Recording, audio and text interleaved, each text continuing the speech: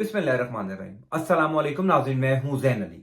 नाज़रीन, 12 अक्टूबर है और दिन है जुमेरात का। चीफ जस्टिस काजी फाइज ईसा ने अपने पहले फैसले में ही सबको हैरान कर दिया। मैं गुज़िश्ता कई दिनों से अपनी वीडियोस में बार बार ये बात कर रहा था कि काजी फाइज ईसा से जो तवक्कुआत लगाई जा रही थी, जो उम्मीदें कुछ लोग बांध रहे थे, हर गुजरते दिन के साथ वो तवक्कुआत टूटती जा रही थी, वो उम्मीदें दम तोड़ती जा रही थी। क्योंकि जब वो चीफ जस्टिस नहीं बने थे तब से ये बाज़गश्त थी, तब से ये उम्मीदें थी कि बतौर चीफ जस्टिस काजी फाइज ईसा इमरान खान को कोई रिलीफ नहीं देंगे। सुप्रीम कोर्ट ऑफ पाकिस्तान से इमरान खान और तहरीक इंसाफ को कोई रिलीफ नहीं मिलेगा। अब सारा रिलीफ नवाज शरीफ के लिए होगा, अब सारा रिलीफ शरीफ खानदान के लिए होगा। मैं बार बार ये बात करता था कि जो लोग काजी फाइज ईसा को जानते हैं वो बार बार ये बात करते हैं कि काजी फाइज ईसा किसी सूरत भी उसूलों पर कॉम्प्रोमाइज नहीं करेंगे, वो किसी सूरत भी मेरिट से हटकर कोई फैसला नहीं देंगे। और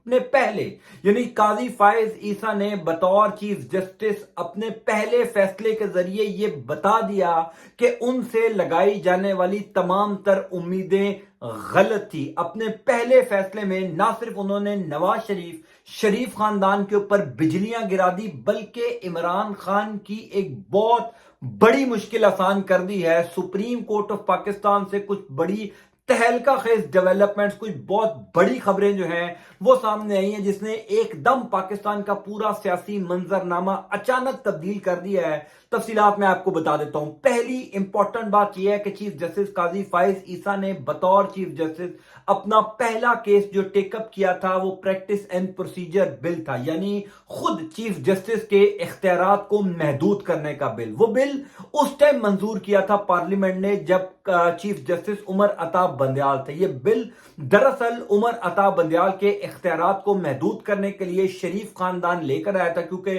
शहबाज शरीफ वजीर आजम थे, नून लीग की तकरीबन हुकूमत थी, गो के पीडीएम की हुकूमत थी, लेकिन डोमिनेंट नून लीग थी। नून लीग ने उमर अता बंदयाल के इख्तियारात को महदूद करने के लिए practice and procedure bill parliament में मंजूर किया। ख्याल यह था कि उमर अता बंदयाल के इख्तियारात महदूद हो जाएंगे और नवाज शरीफ बड़ी आसानी से वापस आ जाएंगे, उनके केसेस भी खत्म हो जाएंगे, वो चौथी बार वजीर आजम बनने के जो ख्वाब देख रहे हैं वो ख्वाब जो हैं वो पूरा हो जाएगा। उस ख्वाब की तकमील के लिए इस बिल का मंजूर होना बहुत जरूरी है। उमर अता बंदयाल चले गए, काजी फाइज ईसा आ गए। काजी फाइज ईसा ने आते साथ इस बिल को टेकअप किया, इस समात को सुनना शुरू किया। Full court supreme court of Pakistan का बनाया गया, यानी 15 जजेस। सुप्रीम कोर्ट ऑफ पाकिस्तान में अमूमी तौर पर 16 जजेस होते हैं, एक जज नहीं है। 15 जजेस ने फुल कोर्ट बेंच बनाया गया। फुल कोर्ट ने इस केस की समाअत शुरू की और कल इस केस का फैसला सुना दिया गया। दिलचस्प बात यह है कि अब जो जो वक्त गुजरता जा रहा है वो तमाम तर फैसले के नुकात सामने आ रहे हैं। वो हैरानकुन फैसला है।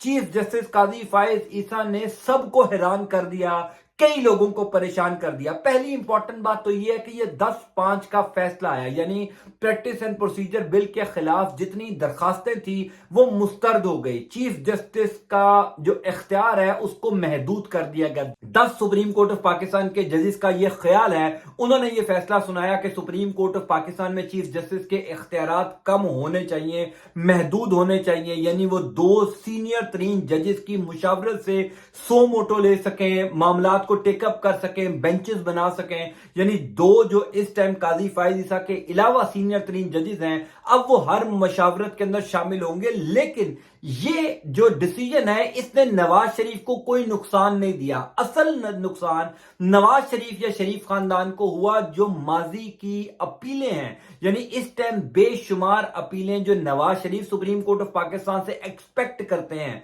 शरीफ खानदान एक्सपेक्ट करता है कि काजी फाइज ईसा जो हैं वो उन अपीलों के ऊपर नवाज शरीफ या शरीफ खानदान के हक में फैसला सुनाएंगे। मिसाल के तौर पर नैब तरमीम बिल है जो पार्लियामेंट ने मंजूर किया, काजी फाइज ईसा ने उस फैसले को रिटेन किया जो उमर अता बंदयाल ने अपने जाने से पहले यानी आखिरी दिन उन्होंने दिया था। नैब तरमीम को कलअदम करार दिया था जो पार्लियामेंट ने मंजूर की थी। काजी फाइज ईसा ने उसी फैसले को जो है वो रिटेन किया, उन्होंने उस फैसले के खिलाफ कोई अपना फैसला नहीं सुनाया। नैब तरमीम के खिलाफ दरखास्तें जो है वो नहीं दी जा सकती, अपील नहीं की जा सकती। यानी माजी में जितनी अपील फैसले नवाज शरीफ या शरीफ खानदान के खिलाफ सुनाए गए हैं उनको अब कोई हक या इख्तियार نہیں دیا گیا کہ ان فیصلوں کے خلاف اپیل دائر کر سکے۔ 8/7 سے یہ فیصلہ بھی جو ہے وہ سپریم کورٹ آف پاکستان نے کل سنایا، یعنی نواز شریف کی جو امیدیں تھی قاضی فائز عیسیٰ سے، پچھلے 24 گھنٹوں کے اندر وہ امیدیں دم توڑ گئی ہیں۔ میں یہ بار بار بات کیوں کر رہا ہوں کہ جناب عمران خان کو فائدہ ہو گیا؟ میں یہ بار بار بات کیوں کر رہا ہوں کہ عمران خان کی ایک بہت بڑی مشکل آسان ہوگی۔ اس ٹائم اسلام آباد ہائی کورٹ میں کیا سچویشن ہے؟ اسلام آباد ہائی کورٹ میں حضور والا یہ سچویشن ہے کہ چیف جسٹس عامر فاروق ہیں جو اس ٹائم عمران خان کے تقریباً تمام تر کیسز کا فیصلہ دبا کر بیٹھے ہوئے ہیں۔ عامر فاروق کے اوپر عمران خان جو ہے وہ کئی دفعہ اعتراض اٹھا چکے ہیں، یعنی اپنی مختلف درخواستوں کے اندر عمران خان یہ بار بار بات کر چکے ہیں کہ چیف جسٹس عامر فاروق ان کے کیسز نہ سنیں، ایسے ججز کو اپوائنٹ کیا جائے جو با اختیار ہوں، جو انڈیپینڈنٹ ہوں۔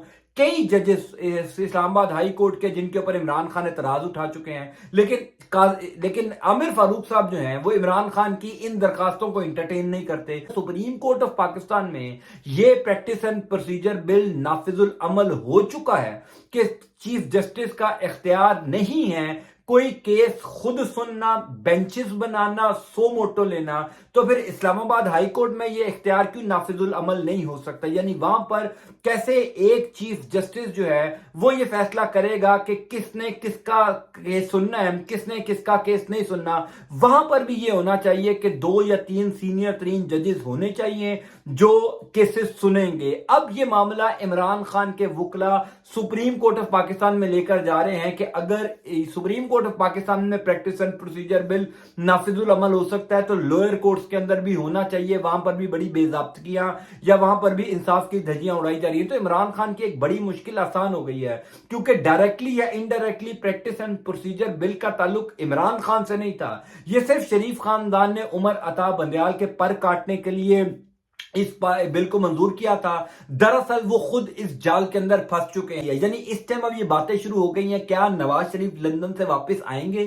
کیا نواز شریف عمرہ ادا کر کے واپس لندن تو نہیں چلے جائیں گے؟ کیونکہ وہ جو پورا پلان تھا نا کہ جناب نواز شریف کو سپریم کورٹ آف پاکستان سے ریلیف ملے گا، Nawaz Sharif supreme court of Pakistan سے بالکل پاک صاف ہو کر واپس لاہور آئیں گے، آ کر سیاست کریں گے، چوتھی دفعہ وزیر اعظم بنیں گے۔ ایک فیصلے نے، قاضی فائز عیسیٰ کے پہلے فیصلے نے، وہ پورا پلان جس کے اوپر پچھلے 1.5 سال سے کام ہو رہا تھا جب سے شہباز شریف وزیر اعظم بنے تھے، اس پورے پلان کی دھجیاں اڑا دی ہیں۔ میں آپ کو ایک خبر تو بتا رہا ہوں کہ نواز شریف کے لیے کسی صورت اب واپس آنا خطرے سے خالی نہیں ہے۔ خطرے سے خالی سے مراد یہ ہے کہ ان کو گرفتار ہونا پڑے گا، ان کو ہر صورت جیل جانا پڑے گا، اس کے بعد کوئی سیٹنگ کریں طاقتور اداروں سے یا جو بھی کریں، لیکن آتے ساتھ وہ آزادانہ طور پر سیاست نہیں کر سکیں گے۔ کل کے فیصلے نے بتا دیا کہ نواز شریف کے لیے آئندہ بہت مشکلات ہیں۔ جو توقعات تھی نون لیگ کی قاضی فائز عیسیٰ سے، وہ توقعات دم توڑ چکی ہیں۔ میں آپ کو اس حوالے سے اپڈیٹ کرتا جاؤں گا۔ انٹل نیکسٹ ٹائم، اللہ حافظ۔